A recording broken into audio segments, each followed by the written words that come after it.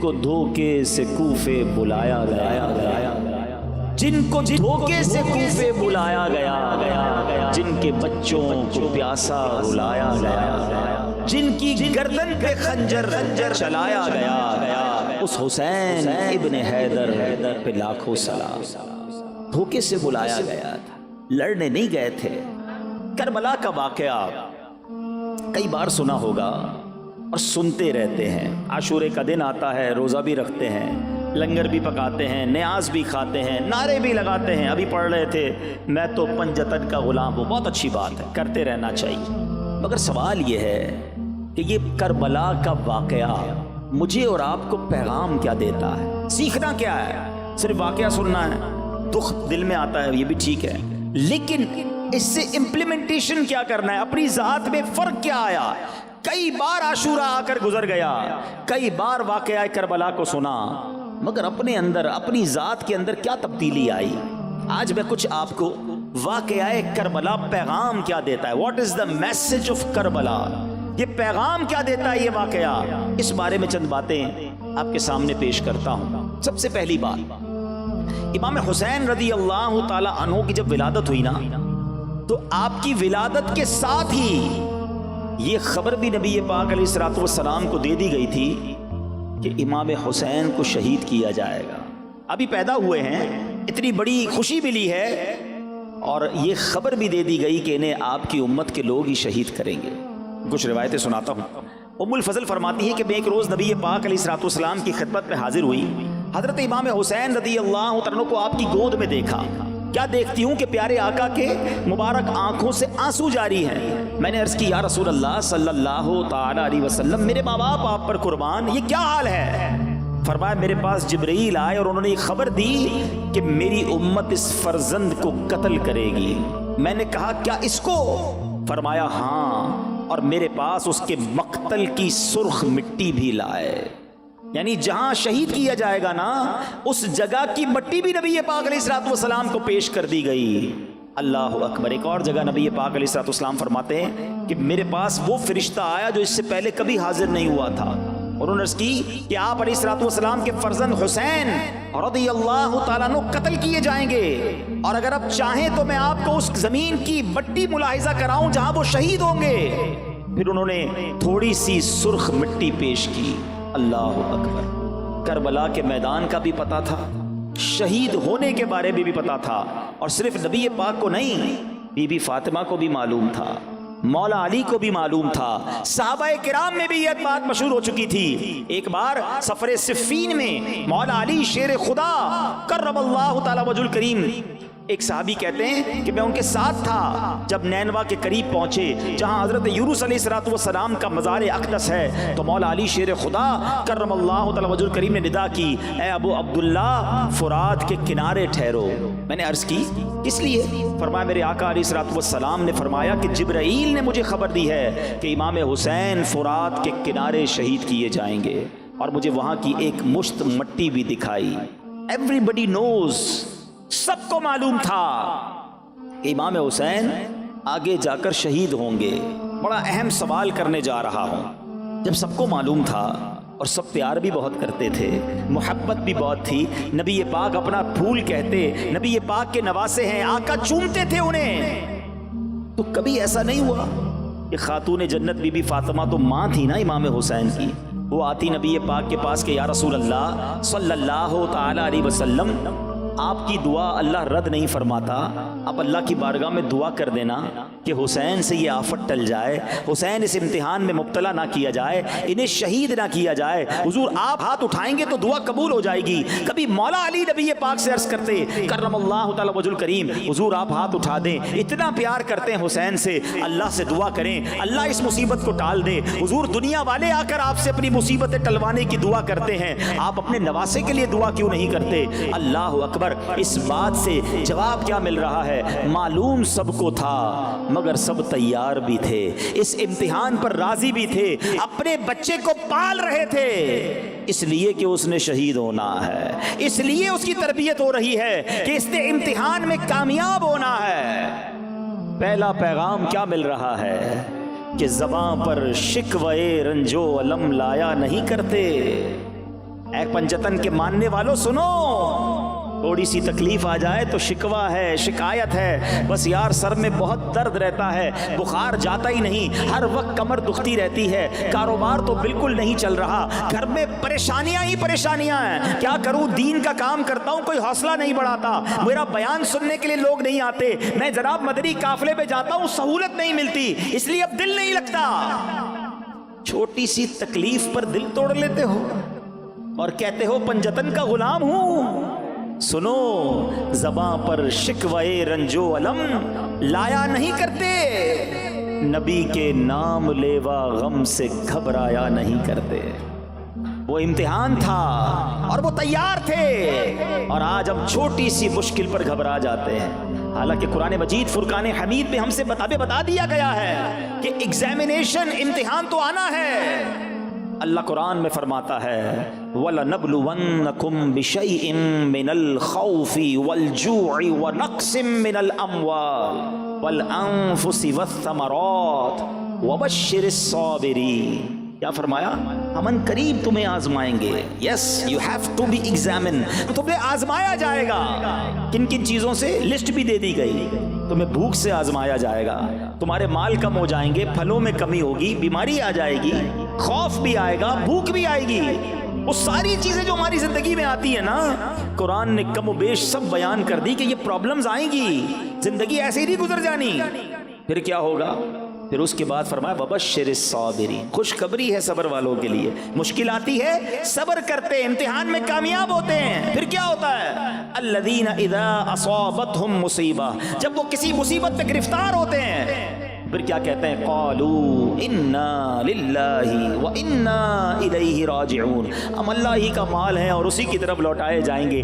پہلے سے تیار رہتے ہیں صبر والے، اللہ والے مشکل کے لیے ریڈی رہتے ہیں۔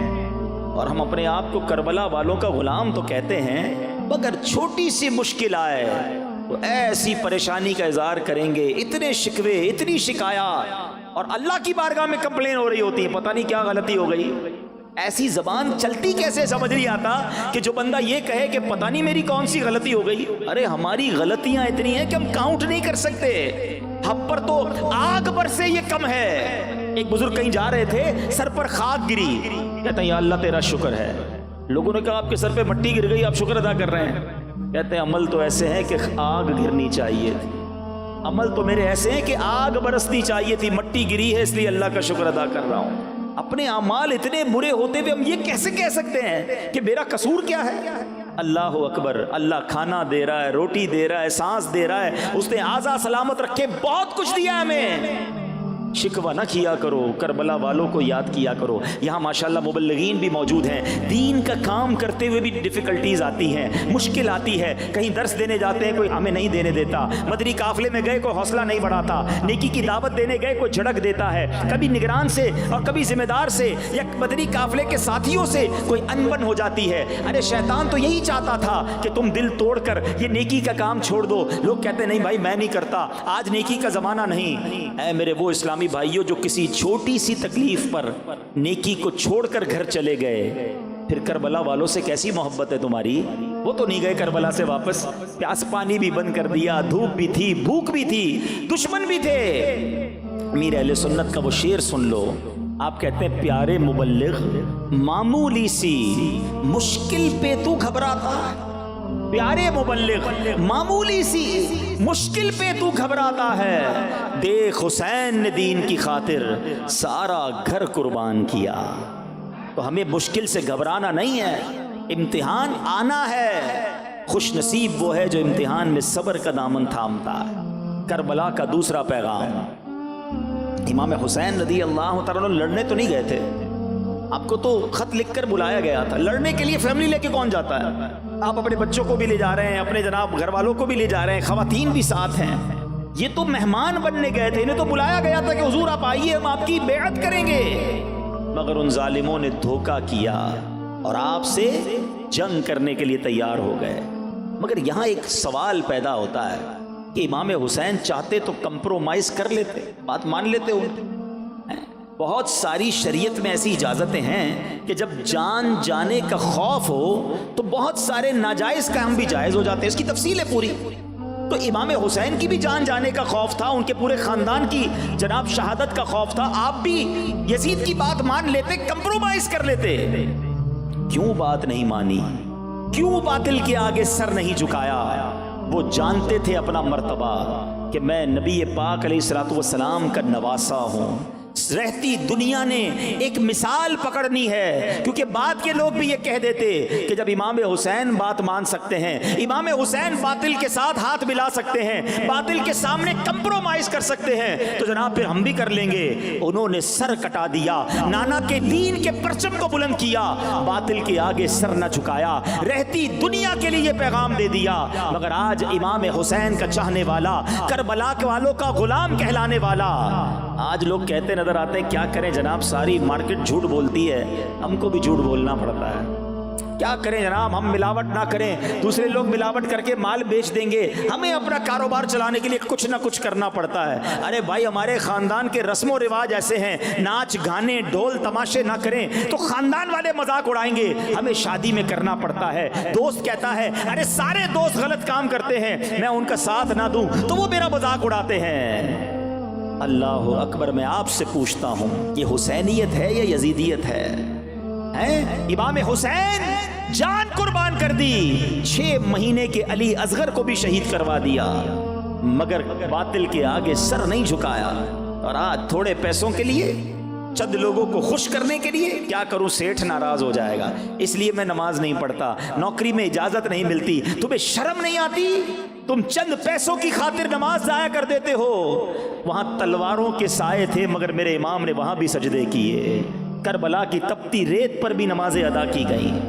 سوچئے، جو بات بات پر کمپرومائز کرتے ہیں. بیرون ملک میں رہنے والے مجھے سن رہے ہوں گے، کیا کریں جناب، ہمارے ملک میں تو کرنا پڑتا ہے، یہاں رہنا ضروری ہے، یہاں رہنے کے لیے سارے کام کرنے ہوں گے. ارے کس نے کہا تمہیں وہاں رہنا ضروری ہے؟ میرے امام نے مدینہ چھوڑ کر مکہ اختیار کیا، مکے کے بعد کوفہ چلے گئے، جہاں جہاں اسلام کو ضرورت پڑی آپ نے وہاں سفر کیا، اور آخر کار کربلا کے میدان میں اپنی جان دے دی. اور تم چند سکوں کی خاطر یا تو مجبور ہو جاتے ہو اور کہتے ہو نہیں جناب کرنا پڑے گا. نہیں جناب، اللہ اور اس کے رسول کو جو پسند نہیں وہ ہماری زندگی میں نہیں ہونا چاہیے. لوگ کہتے ہیں نا چلتا ہے، نہیں چلے گا بھائی، وہی چلے گا میری زندگی میں جو میرے رب کو راضی کرے، میرے حبیب کو راضی کرے. بریلی کے تاجدار امام عشق و محبت اعلیٰ حضرت نے ہمیں زندگی گزارنے کا سلیقہ بتا دیا. یہ مت سوچو کہ رشتہ دار کیا کہیں گے، خاندان کیا کہے گا، مارکیٹ میں لوگ کیا کہیں گے. بس ایک چیز کو سمجھ لو، کہتے ہیں انہیں جانا، انہیں مانا، نہ رکھا غیر سے کام. ارے میرے آقا اگر راضی ہو گئے تو رب بھی راضی ہو جائے گا. اور پھر کیا ہوگا؟ للہ الحمد میں دنیا سے مسلمان گیا. انہیں جانا، انہیں مانا، رکھا غیر سے کام. انہیں جانا، انہیں مانا، رکھا غیر سے کام. للہ الحمد میں دنیا سے مسلمان گیا. للہ الحمد میں دنیا سے مسلمان گیا. اور چلتے ہیں آگے. کربلا کا میدان اور کیا پیغام دیتا ہے؟ آپ کو معلوم ہے کربلا والے تو 72 تھے، سامنے 22,000 کا لشکر تھا. سوال یہ ہے 72 جن میں بچے بھی ہیں، خواتین بھی ہیں، ان سے لڑنے کے لیے اتنا بڑا لشکر کیوں بھیجا گیا؟ 1000-2000 بھیج دیے جاتے. یزیدی بھی جانتے تھے کہ امام حسین کی رگوں میں شیر خدا کا خون دوڑ رہا ہے، ان کو قابو کرنا آسان نہیں ہے. جس طرف آئیں گے پشتوں کے پشتے لگا دیے جائیں گے. خوف ان کے دلوں پر طاری تھا. مگر سوال یہ ہے کہ جناب 22,000 کے لشکر میں تو ہزاروں لوگ زندہ واپس گئے. امام حسین رضی اللہ تعالیٰ عنہ کے اس لشکر میں تو ایک ہی نوجوان واپس گیا، مرد تو ایک ہی واپس گیا نا، باقی سارے شہید ہو گئے. اور وہ کون تھے؟ امام زین العابدین عابد بیمار رضی اللہ تعالیٰ عنہ. ایک سوال ہے، تقریباً 1400 ایئرز 1400 سال ہو گئے ہیں، پوری دنیا میں جو لوگ جاتے ہیں یا آپ بھی اپنے وطن میں جہاں جہاں جاتے ہیں، کبھی کوئی ایک بندہ ایسا ملا جو کہے کہ میں ان یزیدیوں کی اولاد سے ہوں جو امام حسین کے سامنے کربلا کے لشکر میں گئے تھے؟ ایک بندہ پوری دنیا میں نہیں ملتا، حالانکہ وہ ہزاروں واپس گئے تھے۔ ادھر والے لشکر میں حق والے لشکر سے ایک واپس گیا تھا، اللہ نے ان کی آل میں کیسی برکت دی، دنیا کے کونے کونے میں حسینی سید ملتے ہیں۔ یہ کیسے ہوا؟ ایک نوجوان واپس گیا مگر اتنی برکت، اتنے سید صاحبان، اللہ اکبر۔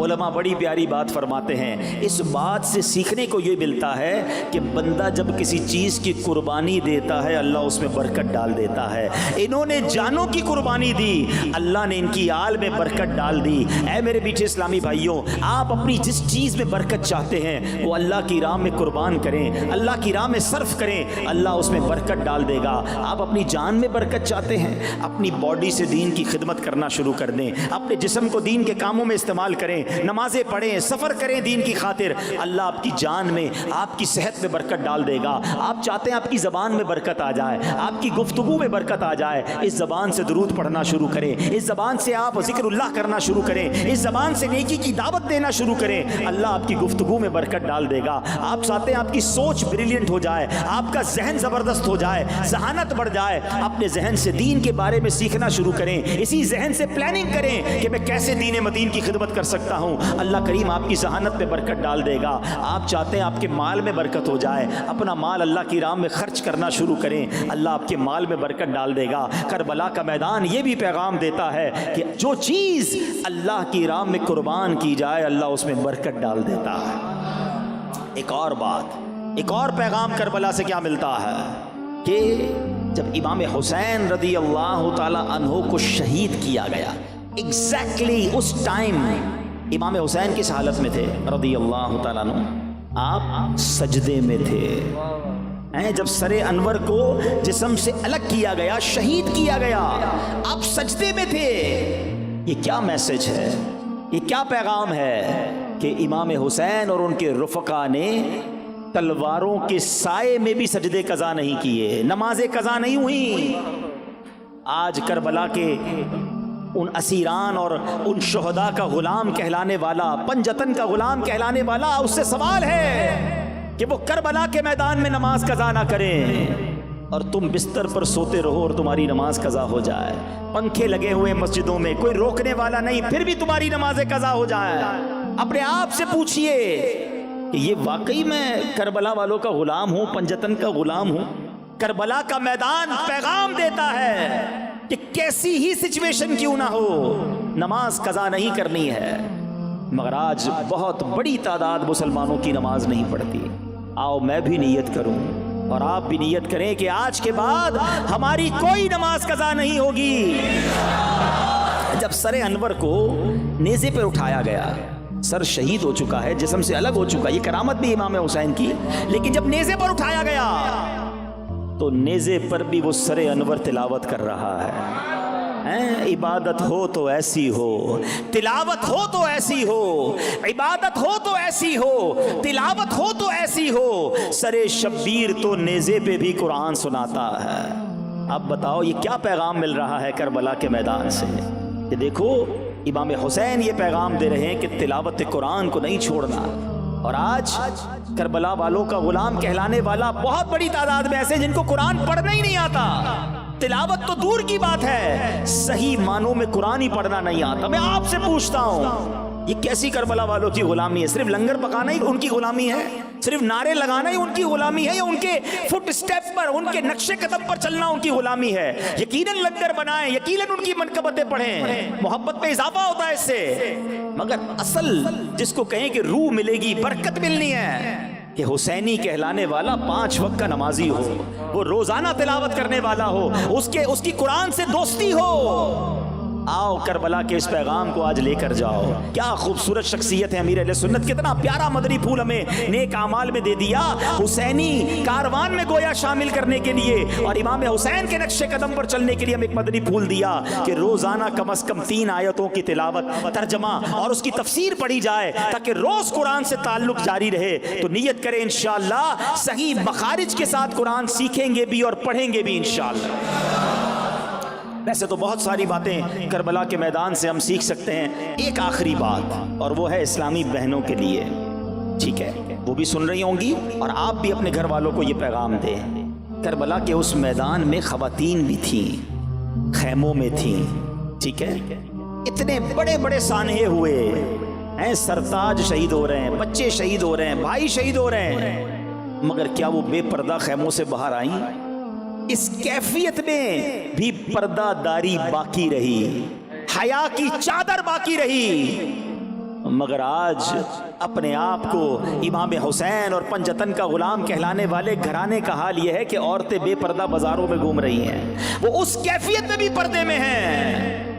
اور آج یہاں فیشن کر کے ہماری مسلمان بہنیں جو ہیں، کیا کچھ ہو رہا ہے گھروں میں بتانے کی حاجت نہیں ہے۔ خدا را اگر سچی پنجتن کی غلامی اختیار کرنی ہے نا تو پردہ اختیار کیجئے، نماز اختیار کیجئے، تلاوت اختیار کیجئے، تقوی اور پرہیزگاری اختیار کیجئے، باطل کے آگے، حرام کاموں کے آگے سر جھکانا نہ سیکھو بلکہ ڈٹ جاؤ۔ سچی بات پتہ ہے کیا؟ عشق رسول کا اور سچی حسینیت کا امتحان جب ہوتا ہے جب سامنے کچھ پیسے آ جائیں، سامنے کوئی زندگی کی بڑی خواہش پوری ہوتی نظر آئے اور اب یہ پتہ چلے کہ یہ پیسے لوں گا تو اللہ ناراض ہو جائے گا، اللہ کے حبیب ناراض ہو جائیں گے، امام حسین کو کیا منہ دکھاؤں گا؟ ارے یہ زندگی کی بڑی خواہش تو پوری ہو رہی ہے، یہ بڑا ارمان پورا ہو رہا ہے، مگر یہ کام کر لوں گا تو امام حسین کو کیا منہ دکھاؤں گا؟ اب امتحان ہے۔ اب میں آپ سب سے آخری بات کہہ رہا ہوں، قیامت کے دن ہم سب چاہتے ہیں نا ہمارا حشر پنجتن پاک کے ساتھ ہو، نبی پاک کے ساتھ ہو، مولا علی کے ساتھ ہو، امام حسین کے ساتھ ہو، بی بی فاطمہ کے ساتھ ہو، حسنین کریمین کے ساتھ ہو، چار یاروں کے ساتھ ہو۔ اگر تمنا تو یہ ہے، لیکن اگر قیامت کے دن امام حسین نے مجھ سے اور آپ سے سوال کر لیا کہ میں نے تو نانا کے دین کے لیے سارا گھر قربان کر دیا، تم نے کیا خدمت کی ہے؟ تم کیا کر کے آئے ہو؟ علی اصغر سے ملاقات ہو گئی رضی اللہ تعالیٰ عنہ، انہوں نے ہم سے سوال کیا کہ میں تو 6 مہینے کا تھا، مجھے شہید کر دیا گیا، بتاؤ تم نے میرے نانا کے دین کی کیا خدمت کی ہے؟ کوئی جواب ہے ہمارے پاس؟ اللہ سلامت رکھے دعوت اسلامی کے ماحول کو۔ اگر اس ماحول سے وابستہ رہے نا اور اپنے جذبے بڑھاتے رہے اور یہ جذبہ بنا لیا کہ میں نے بھی کچھ دین متین کی خدمت کر کے جانا ہے، میں نے بھی پرچم اسلام اونچا کر کے جانا ہے، اس دین کا نام روشن کرنا ہے، تاکہ کچھ میں بھی عرض کر سکوں کہ حضور اپنے حصے کا کام میں بھی کر کے آیا ہوں۔ دعوت اسلامی کے ماحول سے وابستہ رہیں گے، مدنی قافلوں میں سفر کرتے رہیں گے، اللہ وہ دن لائے آپ ملک بھر میں اور آگے جا کر اتنے سینئر ہو جائیں کہ بیرون ملک میں بھی سفر کریں، غیر مسلموں کو مسلمان کریں، ہماری وجہ سے مسجدیں بنے، مدرسے بنے، علماء بنے، حفاظ بنے، اللہ ہم سے دین کے کچھ ایسے کام لے لے۔ ہم دعا کرتے ہیں جو مرنے کے بعد بھی ہمارے لیے صدقہ جاریہ کا باعث ہو جائیں۔ یہ سارے کام کرنا دعوت اسلامی کے مدنی ماحول میں، اس نیک ماحول میں بڑے آسان ہیں اگر ہم اس کے ساتھ وابستہ رہیں، وقت دیتے رہیں، تک سیکھتے بھی رہیں اور اپنا جذبہ بڑھاتے رہیں، تو انشاءاللہ امام حسین رضی اللہ تعالیٰ عنہ کے نقش قدم پر چلنا نصیب ہو جائے گا۔ اور اللہ نے چاہا قیامت کے دن جب پنجتن پاک کی بارگاہ میں حاضری ہوگی تو وہ بھی کہیں گے کہ یہ واقعی ہمارا غلام ہے، زبان سے بھی کہتا تھا پنجتن کا غلام ہوں اور اعمال بھی ایسے کر کے آیا ہے، اور کیا معلوم ایسا کرم ہو جائے کہ پنجتن پاک ہمیں اپنے پیچھے پیچھے جنت میں لے جائیں۔ تو اے میرے میٹھے اسلامی بھائیوں، کربلا کے ان پیغامات کو یاد رکھنا ہے، زندگی حسینی طریقے پر گزارنی ہے، یزیدی طریقے پر نہیں۔ اللہ مجھے اور آپ کو امام حسین اور کربلا والوں کی سچی غلامی نصیب فرمائے، 5 وقت کا نمازی بنائے، تلاوت قرآن کرنے والا بنائے، حق اور نیک کاموں کی طرف قدم بڑھانے والا اور گناہوں سے بچنے والا بنائے، اور دعوت اسلامی کے اس پیارے ماحول میں ہم سب کو استقامت نصیب فرمائے۔ آمین بجاہ النبی الامین صلی اللہ تعالی علیہ وسلم۔